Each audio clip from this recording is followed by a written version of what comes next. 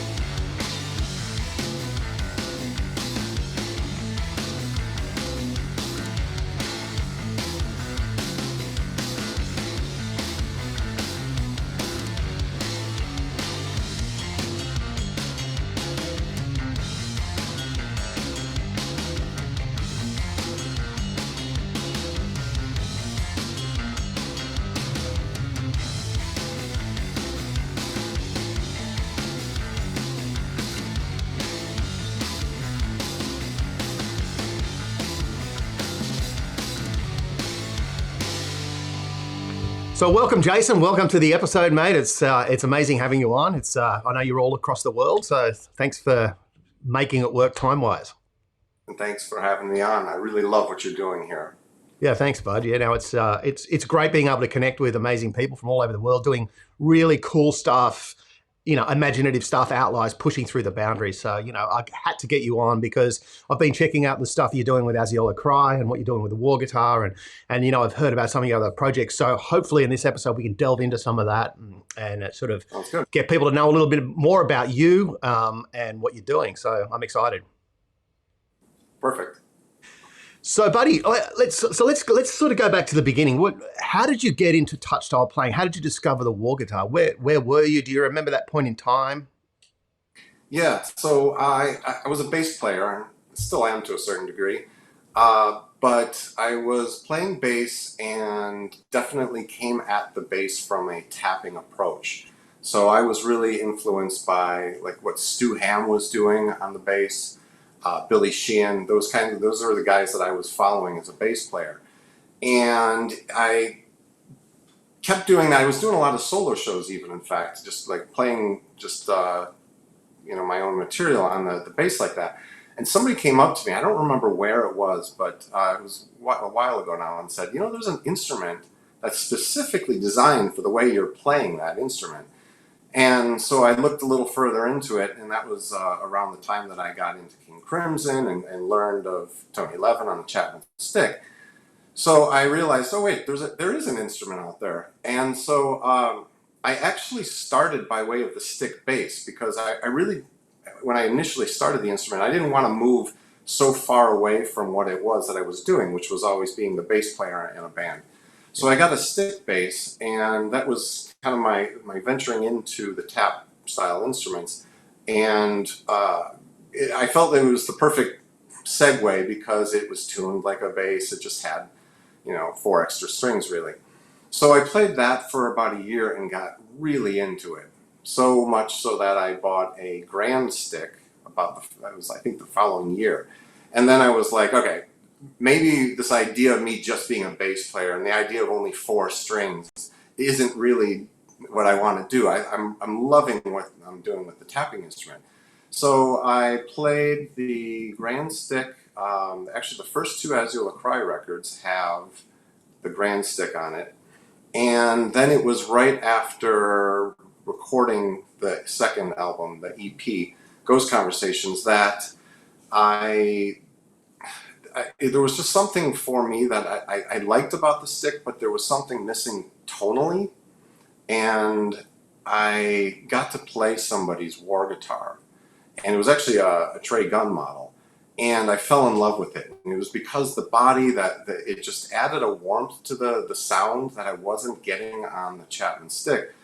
So it was, I don't know, it was about 20 years ago now that I bought my first Warr Guitar. And I think really that was once I got that, I determined like, okay, this is the real answer. This is the one that I've been looking for my whole life. So I've been playing Warr Guitar, and I still consider myself the bass player. I mean, in Aziola Cry, I am the bass player, but I just love the idea of what it does tonally, because it offers so many more possibilities that I don't play just the role of the bass player in that band, but that's kind of where I came at it from, though. I still think of it like I'm the bass player in the band. I still think of it and approach it as a bass player, making sure that first and foremost I've locked down the bottom end, and then whatever I do on top of that, that's just the ear candy that I can supply because I play 12 strings. But it really starts with being the bass player in a band, so I kind of kept that mentality. I find it, really interesting because I came at it as a guitar player, and for me, it was. I've been doing 8-finger tapping for years on the guitar, and sort of, I bought a Chapman stick many years ago, and then I did a record in LA with John from Limp Bizkit and CK, and there was a bunch of guys who were called Stereo Chemics in 2006, and I borrowed a Warr guitar, and I didn't have any idea what I was doing, and I recorded on some tracks. But it was that sort of like, I just always treated it as an extension of the guitar with all these extra notes. And people have often asked me, they go, well, what's the tuning and what's the strings? And that makes them even more confused. And they go, oh, yeah, that's just way too confusing. Even going to a 7-string from a guitar player is too confusing. And they go, oh, it's one extra string too much for me.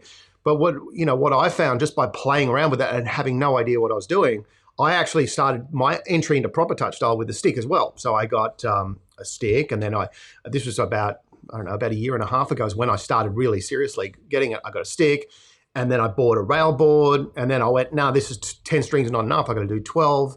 And then I just chased and hunted down my Warr guitar, and I was just like, I just got to buy it. So I bought it, and then again, it was the same thing for me. But I was quite early into my real playing. It was only a month or so until my Warr guitar arrived from getting my sort of first sort of stick or so. So, for me, it was that by taking the fear of the strings and the tunings and all the theory out, and just going, if I just sit down and just start mucking around, it was just incredible how like I could instantly start composing things that I could never play on the guitar. And what's fascinating to me is on a previous episode, I've talked to Randy. He's a keyboard player and a guitar player, and yourself as a bass player, and Tony Levin's a bass player. And there's so many different people that gravitate towards this. But I don't know about you, but for me, it's the instrument, it just explodes, not just because it's got more strings in the tonal range, the playing styles. Like you can slap, you can pop, you can tap, you can play single notes on one side of the fingerboard. And, what I loved about particularly the Warr guitar is the flexibility in how it's set up and strings and all that sort of stuff. So, I'm really fascinated about that, that journey of how do you take the fear away and explore. And obviously in a country like Australia or some of the other countries around the world, these things are expensive, like super, super expensive. It's not like you can buy a cheap entry instrument. So there's a big barrier of entry of getting into it. But when I hear people like yourself, what you're doing with it, and what, the differences too, like, your music is so unique, yet it's got its own voice, but that uniqueness to me is valuable. Well, that's what I think is so great about the instrument is that everybody comes at it from a different angle, and so that I don't really think there are many people playing it exactly the same. So my approach was always, like I said, from a bass angle, but also I think in musically in odd time signatures, and I think in very rhythmic approach. I think probably more like a drummer would. I mean, I don't play drums, but I think more like a drummer. So one of the things I found that great about the instrument was that it allowed me that opportunity to rhythmically tap things out that I was hearing in my head. And that approach there is just something that like I wasn't able to do on the bass, or even when I was playing the tapping. It just adding that second hand where that's playing something entirely different, and locking down a bass line and then having a melody in the top, it just completely changed it. And then one of the things that when you talk about the creativity, the first thing that happened for me was the playing and interlocking both hands. So when I started writing bass lines for the Aziola Cry, one of the things I found myself doing a lot was creating one bass line using both hands, but not like, like a Tony Levin would in the early King Crimson days would play on the bass side. I would use that melody side and just create bass lines where it was both fingers were interlocking to create this rhythmic sort of jaggedy kind of sound. And I found it just to be completely eye-opening and just open up so many creative possibilities with what I was able to do as the role still, like I keep coming back to, as a bass player. I mean, it didn't sound the same as anything I wrote on a bass, and that's what I love so much about it. Yeah, no, I So, agree with you. I think very much like a drummer too. All the stuff that I do is it's not even rhythmically odd meter. It's like I'll do patterns where I'll transcribe Morse code into the words into Morse code, and then I'll play the Morse code on one hand while I'm playing. And it's actually not thought about. I'm not thinking about playing an 11/8 but that sort of stuff on a guitar is really quite hard to do. But it's super, super easy when you can actually sort of break the meter down between both hands. It's like playing bongos, but you're playing both the different things. And all of a sudden it's like, it's super easy to do this stuff. So as what you're saying, I think very rhythmically as well, and it's that I've got an idea, and now it's really easy to do. Whereas on the guitar, it was really, really complicated, and I'm just like, wow, this is actually easier. It might look confusing, but it's actually it's really easy, and I don't even know what I'm doing. So I approached it from not having any clue, and I did start lessons, but it was just amazing that I could sit down and just plug in, and then all making a sound without even knowing where the notes are. It was just starting to get a feel for it. And it was super exciting because, again, I don't know about you, but I've been playing music most of my life, and I got to a level with my guitar playing where I just don't know where I could take it. I've done amazing things that I wanted to do on guitar, and I've achieved the things that I wanted to do, but I got to a plateau. But this thing just took me into a whole new stratosphere. Did you find that with your playing? You found a plateau and then it just exploded it?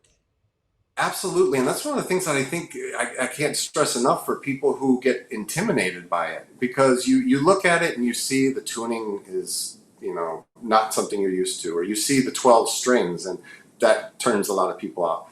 But really, the minute you pick it up and start playing it, it's amazing the creativity that just like comes out of the instrument. Like I'm not even sure how much of it is initially, like so when you're not even figuring, when you're trying to figure out where these notes are and stuff, how much of it's actually you and your ability to play. It's just the instrument kind of lends itself to being such a creative force.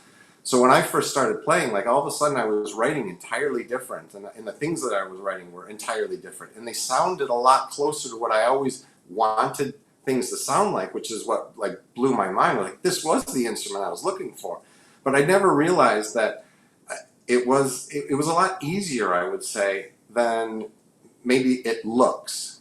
You see it and it's intimidating, but when you pick it up and you start playing, and you just start to realize that if you could just figure out a couple simple patterns or whatever, it's amazing how much creativity starts to flow out of the instrument just based on the tunings, based on the fact that you can add a melody and a bass side at the same time. It just opens up so much. So I found that I was writing things that I never wrote before, And since then, I feel like it's really kind of defined what it is that I do right now. I don't even know how I could go back to a bass and write the same type of material that I write on the Warr Guitar. So Yeah. I it's think all credit too as well to Emmett. Like I just think back in 1974 when this guy sort of thinks about this thing, which the stick, the way he designed it, but the way the strings work and the like yeah. the inverted bass for me, it was like when in picking this up, and my Warr guitar is tuned like my current Warr guitar is tuned and set up like a traditional Chapman stick. Is the way it was set up for me, it's very pattern based. So you can do one little pattern on the right hand and move that same pattern without changing the pattern anywhere across the fingerboard, or change a bass note over the same pattern, and all of a sudden you're getting this kaleidoscope effect without doing anything complicated. You just got to, it's all these very simple patterns, and they all become blocks, and the chords are the same chords, they just move around, and then you can start. And that's where I started, is like what you're saying. It's like, it's very simple pattern. And then what does it sound like over this little bass line? Let's move the bass line. And then I'm getting this kaleidoscope of different things happening. And I was getting this harmony, these beautiful sort of chords over chords, these polychords happening without me thinking the theory of what's going on. And sure, then I went back and looked at the actual theory of what's going on, but I didn't approach it from that way. I just let the ears do the talking. Is that what happened with you, or did you get right into the theory first? Yeah, no, well, I would say the stick bass, I was able to kind of apply bass theory to it. When I Right. moved to the Chapman stick, I took that approach. It was like, oh my goodness, where are all these notes? I just started playing creatively and then kind of catching up to the theory. That kind of came a little later because I just really loved the sound of it, that I just got engulfed in it and started playing it. But really just started coming up with sounds that I loved so much. And then later on realized, oh, that's where these notes are. Okay, I got a better sense of it now. I've considered actually changing tunings and doing things like that, but going back to the Emmett Chapman invention, I really like that tuning.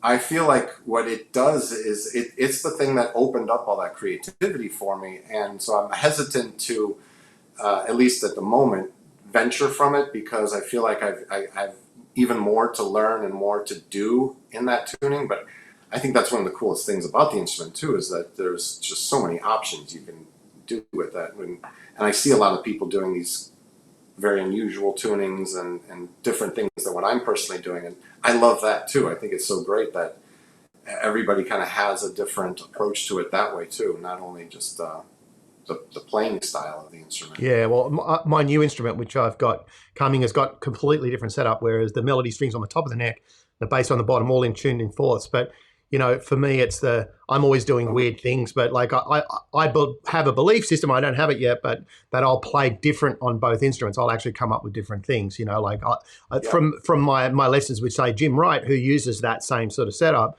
It's more of two separate instruments.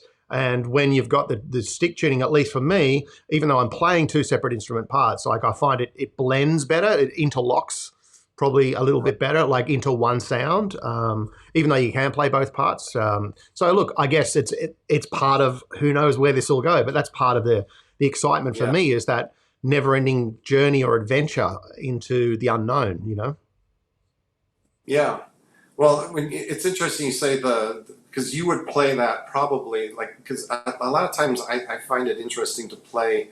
Most commonly, you play the bass with your left hand, but then a lot of times I switch and play the bass with the right hand, and then do the melody. So it's kind of like that tuning would work well with that kind of an idea. But I like it on my tuning because it just, there again, just changing my hands creates an entirely different creative focus Yeah. where my more rhythmic line now happens in the right hand, or the left hand, sorry, which would be the melody side, and then the bass side is the one that's moving around a little bit more. Yeah. So I love the idea that the, the ideas are plethora. There's a plethora of ideas that they're endless, what you can do with the thing. So So just so, Jason, how did you then go, all right, I've got my bass. Were you in the same band as you did the first couple of records with the stick? Did you have the band before you had the stick, or did you introduce it when you had the band? I created that band with the stick. So Right. that was the band that came out of moving to the stick. Right. So Yeah, it definitely had that in mind and that as a focus. I wanted it to be this rhythmic, progressive, odd time signature band, and that was when I had the stick. That's what lent itself to it and made the music create that type of music for me. So that's when that band created. And so, was it? Did anyone freak out? Was it hard to find musicians, or did they not really understand what you were trying to do, or It, was it? it actually initially was. So we formed in the early 2000s, and that's not that long ago. But I remember going on an audition, a couple auditions, and because at first I just wanted to bring the stick into a different environment. This was pre me starting my own band, and I'll never forget one person that was, at least to me, to my face, was like, "Oh, that was very nice. That was very interesting." But the drummer called me up afterwards and said, "Hey, he's never going to go for that. So just count yourself out. You're not going to be in the band." But I thought that thing was freaking awesome. So can we start playing? And that was the first drummer I started playing Wow. with for a long time. So you really have to find the right person who sees it and thinks like something can happen with that. I met him and he booked a show for us in St. Louis. The next week, we just went and improvised, and so that was the start of a musical relationship with him for a while. But it like that type of person, you have to find that type of person really to. Otherwise, yeah, not everybody is into Gets it. it. Yeah, And so, what gets it. about But over the records that you've done now, and moving from stick to Warr Guitar and introducing this touch style? How have you how have you seen your style develop, change? Did the Warr Guitar change your sound going from the stick, or was it just pretty much a natural extension? for sure. Well, I think the Warr guitar was a definite transition in sound. I think that can be heard on the last album. It's just I think my one thing, if I had to say complaint, I guess about the Chapman Stick is just that I always found it to be a little. Uh, it didn't have the warmth and bass tone that I was coming from with a bass guitar. So I felt that I was always kind of this mix. In the mix, I was just a weirder instrument. Where with the Warr guitar, I feel like it sounds like there's a bass guitar in there. It sounds like I am the bass player, and then it just so happens that I'm also taking guitar solos and I'm also playing rhythm guitar at points. But I feel like the sound is a lot closer to what it is that I always liked. Um, and so I think that kind of that transition to Warr guitar really helped with that, with I would say with our sound and kind of getting to where we're at today.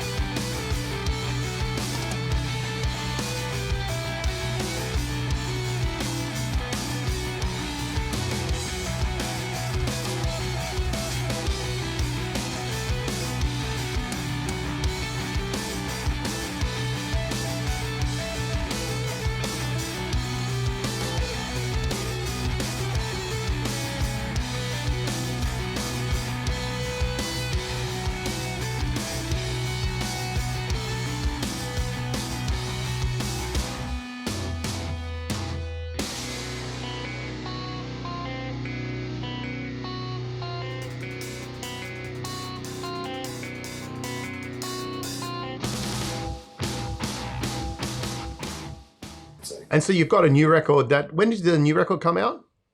Recent, right? March 26th of this year, yeah. Right. Sensory Records put it out. Awesome. Well, we'll put a link on the show where people can check you out. And you've got a whole bunch of clips on YouTube. And I saw you've got Yeah, a little making of video, and you explain some yeah, bits and pieces, which is pretty cool too. You know.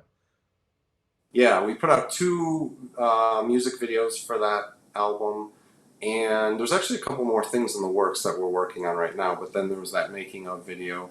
Yeah, it's been great. Outside of the fact that playing the album, touring the album has been um, a hard thing to do. They're locking Chicago back down. Yeah, it's So tough time. yeah. So outside of that, I mean, it's been great that we've got great response from the album. It's been really positive.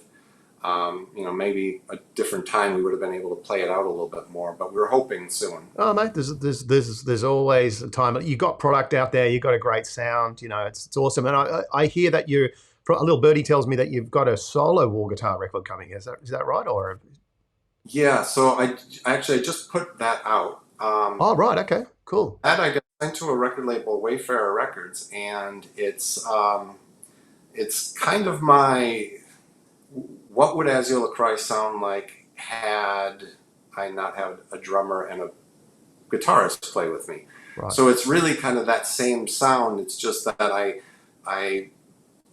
add a layer of drone and that kind of thing to make it sound a little bit more full. But it's just me.